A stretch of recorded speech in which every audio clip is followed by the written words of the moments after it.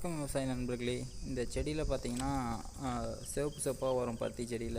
இந்த செடி பாருங்கள் நல்லாயிருக்கா. அதே இந்த செடியில் பாருங்கள் இதாக இருக்கும். ஃபஸ்ட்டு ஓரமாக ஆரம்பிக்கும், இந்த இலையில் காட்டுற மாதிரி இதில் ஆரம்பிக்கிற மாதிரி ஆரம்பிக்கும். அப்புறம் இந்த இலையில் இருக்கிற மாதிரி ஃபுல்லாக வந்துடும். இதோட காரணம் ஒன்றும் இல்லை, ஏபயோட்டிக் ஸ்ட்ரெஸ்ன்னு சொல்லுவாங்க. அதாவது உயிரில்லாத காரணிகள்னு சொல்லுவாங்க. அதாவது இந்த சூரியன் வெப்பம் அதிகமாக வருது, தண்ணி பற்றாமல் போகிறது, இதுதான் காரணமாக இருக்கும். அதாவது பெரிய செடியில். இதே சின்ன செடியாக இருந்தால் மேபி நியூட்ரியன் டெஃபிஷியன்சியாக இருக்கலாம். சின்ன செடியிலையாக இருந்தால் நைட்ரஜன், பாஸ்பரஸ், பொட்டாசியம் இதில் ஏதாவது ஒன்றா குறைபாடால் வரலாம். ஆனால் மேக்ஸிமம் சின்னதில் வராது.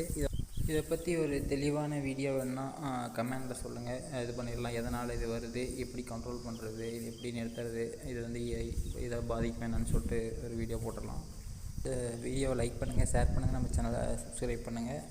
உங்கள் சப்போர்ட்டை தாங்க. இந்த மாதிரி நிறைய வீடியோ போடலாம். நன்றி.